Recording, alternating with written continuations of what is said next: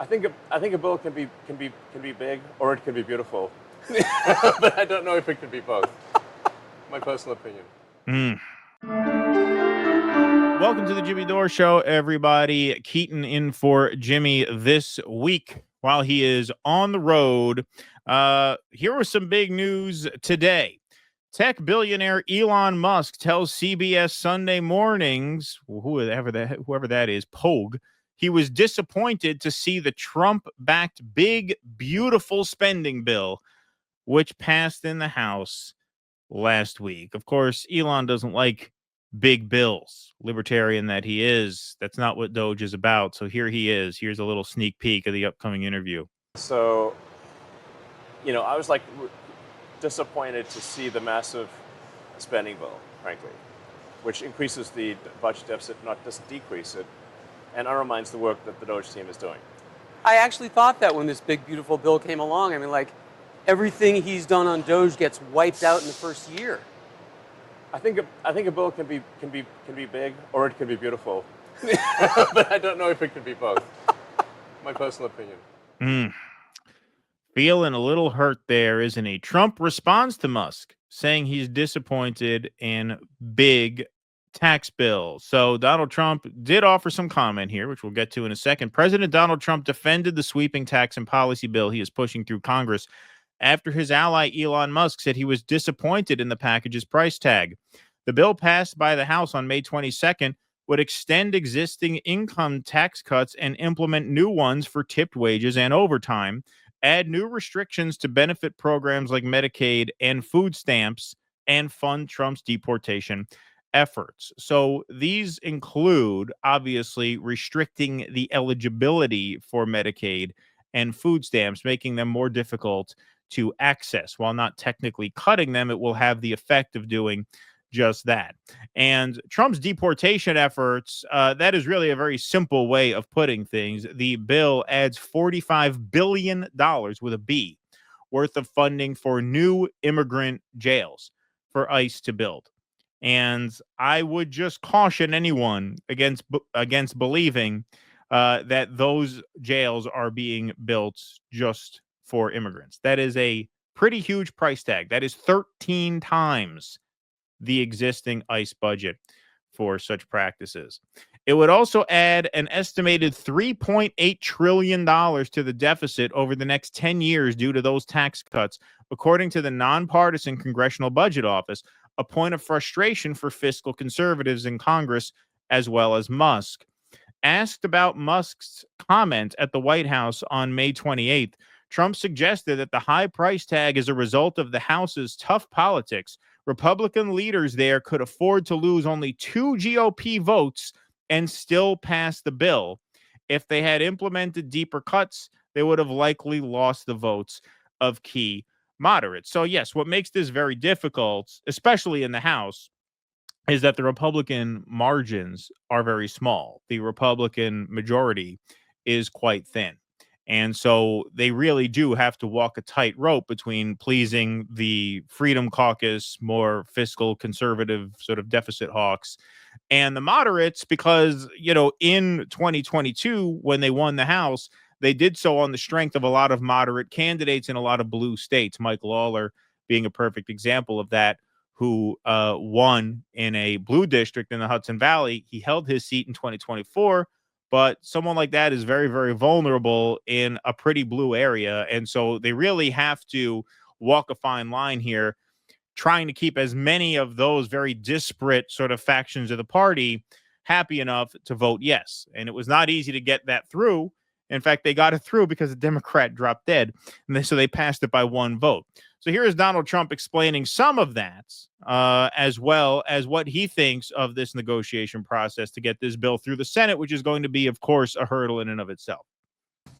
Big, beautiful bill, saying he was disappointed it didn't cut enough, essentially, that it undercut the Doge efforts. What's your reaction to that? Well, the reaction's a lot of things. Number one, we have to get a lot of votes. We can't be cutting. We need to get a lot of support, and we have a lot of support. We had to get it through the House. The House was, we have no Democrats. If it's up to the Democrats, they'll take the 65% increase. If that doesn't get approved, this country is going to have a 65% increase in taxes and lots of other problems, big problems, almost bigger than that. But we'll have a 65% increase as opposed to the largest tax cut in the history of our country. We will be negotiating that bill, and I'm not happy about certain aspects of it, but I'm thrilled by other aspects of it. That's the way they go. It's very big. It's the big, beautiful bill, but the beautiful is because of all of the things we have. The biggest thing being, I would say, the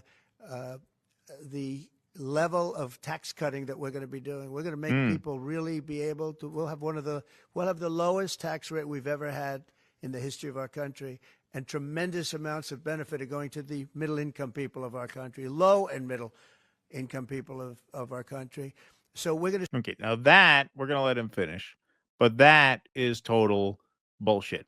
So the distribution of Trump's proposed tax cuts in 2026 in the United States, 68% to the richest 20%.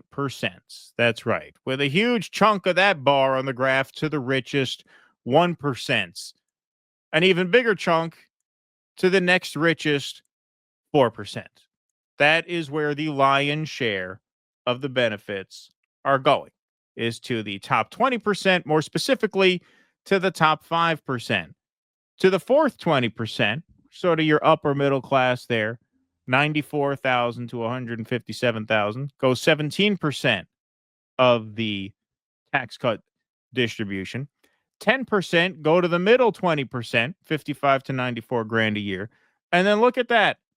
Look at that. The working class income, $28,000 to $55,000 a year, just 4% of the benefit. And the poorest 20% get a simple 1%. So that is the distribution of the payoff of the Trump tax cuts. It is not a boon for low and middle income people. That is plain as day.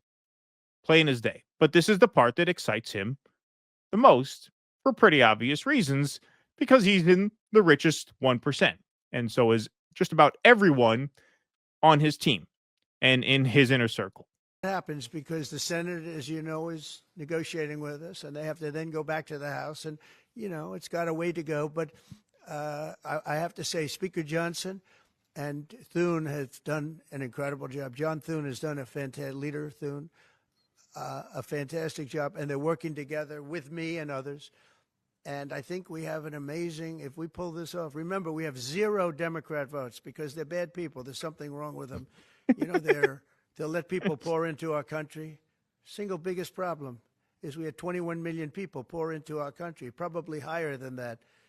And they're people that weren't supposed to be here. And many of those people are bad. Murderers, drug dealers, the mentally insane. They were closing mental institutions all over the world, not South America, all over the world. They're coming into our country, and we're getting them out. And we're having a hard time because some judges aren't making it very easy for us, and it's tough enough.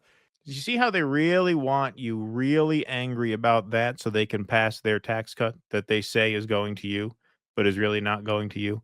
Notice how that makes its way into every conversation. You can have your own opinions on what our immigration system should be. It's a complicated issue. There are a lot of poison pills in this bill that I personally feel are horrible, such as a $3,500 fee to reunite a child at the border with their parent here, $1,000 asylum seeking fee. Who's going to make that trip 1,000 miles on foot with $1,000 on them? They wouldn't last a mile on that trip. That's an extraordinarily dangerous trip alongside some extraordinarily dangerous people.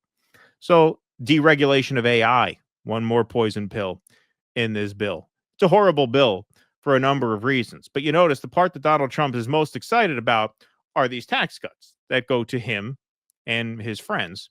And the thing he really wants you to be upset about and motivated by are these immigrants who are pouring in.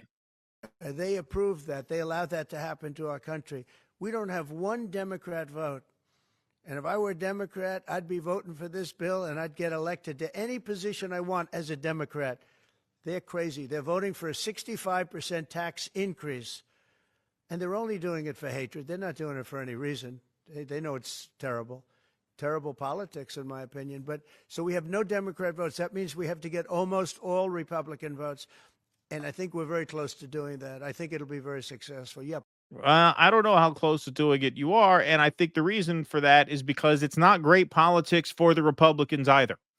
Lawmakers are hoping to pass the bill by July 4th, though the real deadline is the end of July, as the United States is expected to default on its debt sometime in August. The bill includes a $4 trillion increase in the debt ceiling.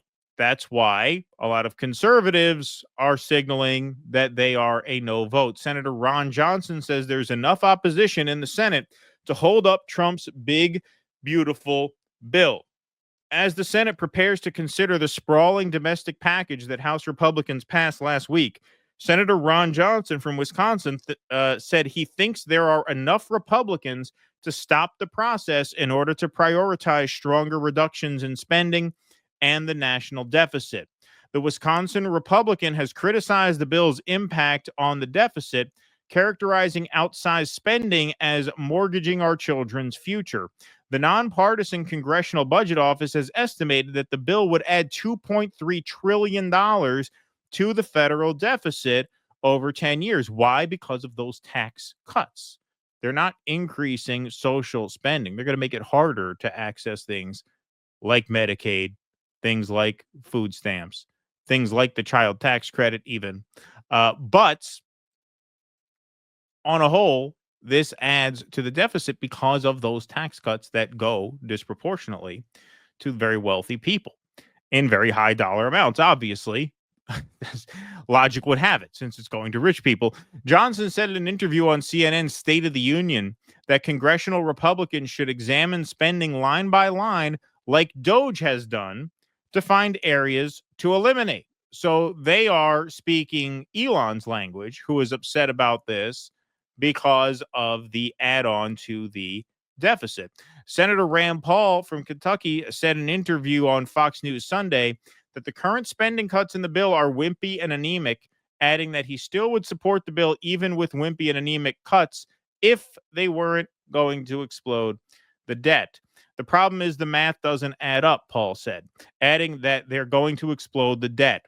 Senator Josh Hawley has also criticized potential Medicaid cuts. The bill, if passed in its current form, is expected to rescind health coverage for about 8.6 million people, according to estimates from the Congressional Budget Office. Hawley told NBC News shortly after the House passed the bill that the Senate will basically write its own version of the bill, and I just want to make sure that there are no Medicaid benefit cuts. And so you have opposition to this within the Republican caucus from both sides. Basically, you have the deficit hawk libertarians saying there's too much spending, and it also reads as a gift to the rich because the fact that it adds to the deficit on the backs of these tax cuts, they feel is bad politics correctly. And then you have Hawley taking the more populist position, which is that we have all these tax cuts for the rich in here, but we're slashing Medicaid. And that is going to come with an electoral backlash. There's they say once you give people a benefit, you can't take it back. That is true.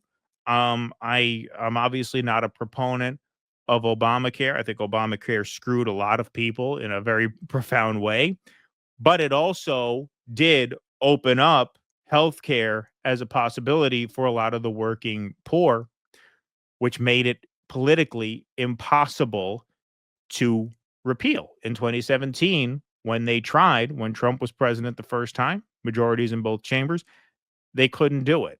The cost of fucking with people's health care makes decisions existential. This is how you put the Democratic Party back in power, by essentially putting a metaphorical gun to someone's head and say, to keep these people in power means to forfeit your health care. That's a non-starter. That does not work. And I think there are enough Republicans in the caucus who understand that that doesn't work, Josh Hawley being the most vocal of them. On the other side, you have the Ron Johnsons and the Rand Pauls. It's going to be a very difficult path forward for this bill. And assuming the Senate changes, now you have to worry about what Trump has to say. Can he hold the coalition together? you still have the Freedom Caucus members in the House going alongside those moderates having to balance it.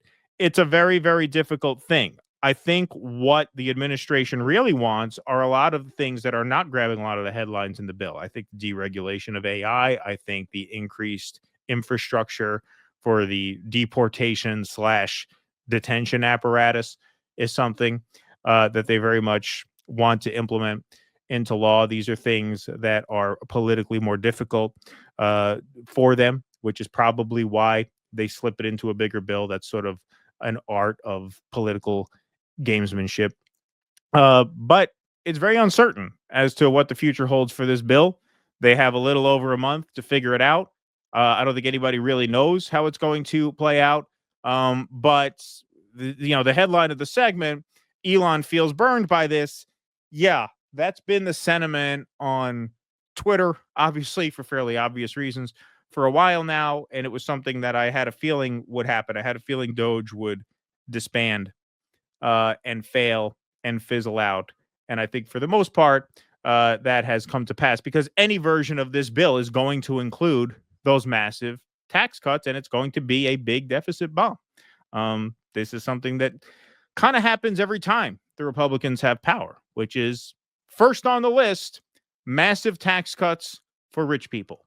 That is a predictable reality of politics at this point. Come see us live in Los Angeles, Buffalo, Toledo, Montreal, Ottawa, Glasgow, Manchester, Belfast, Dublin, London, Liverpool, Birmingham. Go to jimmydore.com for a link for tickets.